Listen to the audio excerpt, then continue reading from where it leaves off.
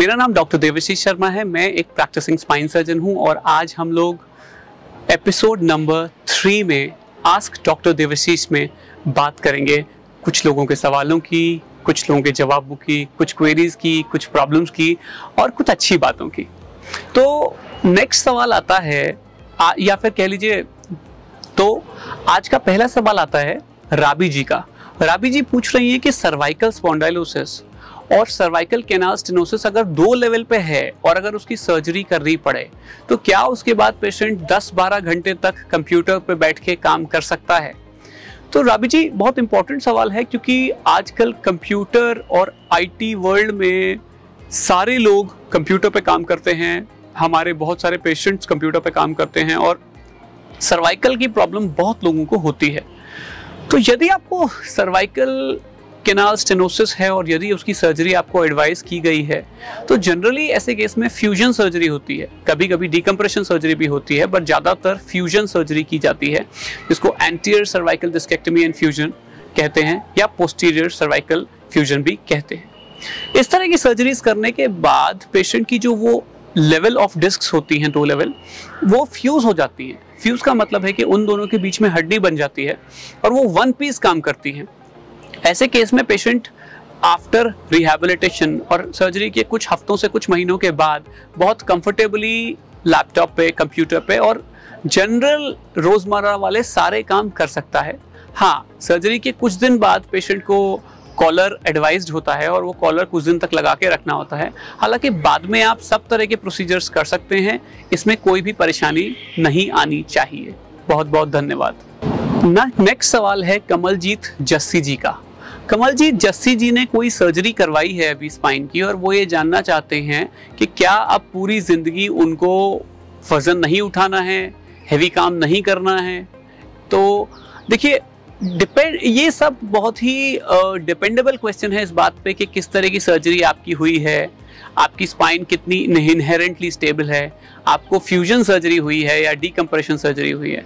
पर ज़्यादातर सर्जरीज में जिसमें कि हमारी स्पाइन स्टेबल रहती है, उसमें पेशेंट को कुछ हफ्तों से कुछ महीनों के बाद हम लोग नॉर्मल लाइफ के हैवी वेट के काम करना अलाउ कर देते हैं और इनमें कोई परेशानी ज़्यादातर नहीं आनी चाहिए क्योंकि स्पाइन स्टेबिलिटी फेसेट्स पे डिपेंड करती है और फेसेट्स को जनरली डीकम्प्रेशन सर्जरी में प्रिजर्व किया जाता है या फिर बचाया जाता है। और यदि हमें किसी वजह से फेसेट्स को हटाना पड़ता है तो फिर हम लोग इम्प्लांट का सहारा देते हैं जिससे कि पेशेंट को स्टेबिलिटी खराब नहीं होती है। तो हैवी वर्क करना मुझे नहीं लगता कोई प्रॉब्लम होनी चाहिए, लेकिन बेस्ट ये रहता है कि जिन डॉक्टर साहब ने आपकी सर्जरी की है उन डॉक्टर साहब से इसमें डिटेल में चर्चा करें, उनसे डिस्कस करें और जो उनकी एडवाइस हो उसको अच्छी तरह फॉलो करें। बहुत बहुत धन्यवाद आपका। नेक्स्ट सवाल है शुभम गौथवाल जी का। शुभम गौथवाल जी ने पूछा है कि सर्जरी के बाद क्या जिम जा सकते हैं, जिम में वेट उठा सकते हैं या फिर रोजमर्रा के नॉर्मल कामों करने में कोई दिक्कत तो नहीं है। देखिए, स्पाइन सर्जरी आजकल की आधुनिकता के साथ बहुत ही ज़्यादा स्टेबल और बहुत ही कंफर्टेबल सर्जरी है। इस स्पाइन सर्जरी को करने से मुझे नहीं लगता कि कोई भी फ्यूचर के काम करने में दिक्कत आती है। इनफैक्ट देखिए, स्पाइन सर्जरी आप करवा क्यों रहे हैं? स्पाइन सर्जरी जनरली हम तब करते हैं जब किसी को कोई बैक पेन हो, किसी को कोई लेग पेन हो, किसी के हाथों में सुन्नाहट हो, पैरालिसिस, ब्लैडर बॉवल या इस तरह की चीजें हों। तो स्पाइन सर्जरी हम करते ही तब हैं जब किसी को नॉर्मल रोजमर्रा के कामों में दिक्कत आने लगी होती है ऑलरेडी या फिर आने की बहुत ज्यादा संभावनाएं होती हैं। तो उस केस में मेरा मानना यह है कि अच्छी स्पाइन सर्जरी अगर हो जाए और आपकी स्पाइन स्टेबल रहे तो उसके बाद आप नॉर्मल जिम ज्वाइन कर सकते हैं, वेट्स उठा सकते हैं और अपनी नॉर्मल लाइफस्टाइल जी सकते हैं। नॉर्मल रोजमर्रा के कामों में कोई भी दिक्कत नहीं होनी चाहिए। ये बहुत ही सेफ प्रोसीजर है और बहुत ही कंफर्टेबल प्रोसीजर है। आपके स्पाइन सर्जन से इसके बारे में जरूर राय लें और ये डिसाइड करें कि आपको किस तरह की स्पाइन सर्जरी के लिए ऑप्ट करना है। बहुत बहुत धन्यवाद आपका। नेक्स्ट सवाल पूछा है कृष्ण कुमार बंजारे जी ने। उन्होंने लिखा है कि उनके एमआरआई के हिसाब से L5, L4, L5 और S1 में उनकी नस दब गई है, जिसकी वजह से 1 साल से वो ग्रस्त हैं। उनको शायद पैरों को चलाने में भी दिक्कत होती है। उन्होंने बहुत दवाई करवाई है, उन्होंने स्पाइनल इंजेक्शंस भी ट्राई करे हैं, लेकिन उनको फ़ायदा नहीं हो रहा है। वो ये जानना चाहते हैं कि क्या सर्जरी से फ़ायदा होगा। तो देखिए कृष्ण कुमार जी, सर्जरी उन्हीं लोगों के लिए बनी है जो कि दवाई, फिजियोथेरेपी, एक्सरसाइज, मेडिसिन, इंजेक्शन सब कुछ ट्राई कर चुके हैं। अगर आप ये सब कुछ ट्राई कर चुके हैं तो इसका मतलब आप एक तरह से जान चुके हैं कि हो सकता है अब ये सब चीज़ें आपको फ़ायदा ना दें, और ऐसे केस में बेस्ट रहता है कि आप फ्यूचर में सर्जरी की तरफ जाएं। हालांकि इसमें कितना फ़ायदा होगा, कितने परसेंट फ़ायदा होगा, 99% होगा, 100% होगा, 95% होगा, 50% होगा या उससे कम होगा, ये बात डिसाइड करने के लिए आपके फ्रेश एमआरआई का होना बहुत ज़रूरी है। और उसके अलावा उस फ्रेश एमआरआई को आपके डॉक्टर साहब देखकर, जो कि स्पाइन सर्जन या स्पाइन स्पेशलिस्ट होंगे या एंडोस्कोपिक स्पाइन सर्जन होंगे, वो उसको देखकर ये बताएंगे कि कितनी जल्दी और कितना फ़ायदा एक्सपेक्टेड है। कभी कभी ऐसा भी होता है कि लोग सर्जरी के लिए बहुत लेट कर देते हैं और नस पूरी तरह मर जाती है।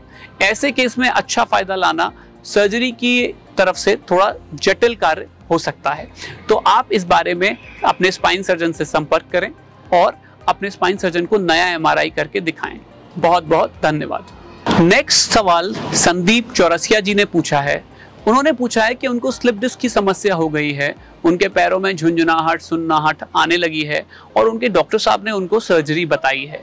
तो देखिए, अगर इस तरह की बातें हो रही हैं, सुन्नाहट झन्नाहट है और अभी आपको सिम्टम्स आ रहे हैं और आप दवाई, फिजियोथेरेपी, एक्सरसाइज ट्राई कर चुके हैं और इन सब चीज़ों से भी आपको फ़ायदा नहीं आ रहा, तो सर्जरी एक अच्छा विकल्प हो सकता है। हालांकि किसको सर्जरी की ज़रूरत है, कौन इंजेक्शन से ठीक हो जाएगा, क्या अभी सर्जरी की ज़रूरत है या कुछ देर वेट करने की ज़रूरत है, ये बताने के लिए एक स्पाइन सर्जन को आपका डिटेल में एमआरआई देखना बहुत ज़रूरी है। आप इस प्रॉब्लम के बारे में अपने एक्सरे और एमआरआई को अपने स्पाइन सर्जन से शेयर करें, अपने स्पाइन सर्जन से इसको डिस्कस करें और अपने एमआरआई को आप डिस्कस करके उनसे इसके साथ मिलकर ये डिसाइड करें कि सर्जरी की आपको ज़रूरत है या नहीं। बहुत बहुत धन्यवाद। तो दोस्तों, ये इस एपिसोड में हम लोगों ने कुछ लोगों के सवाल लिए, कुछ लोगों के क्वेश्चंस लिए और कुछ लोगों के सवालों का आंसर दिया।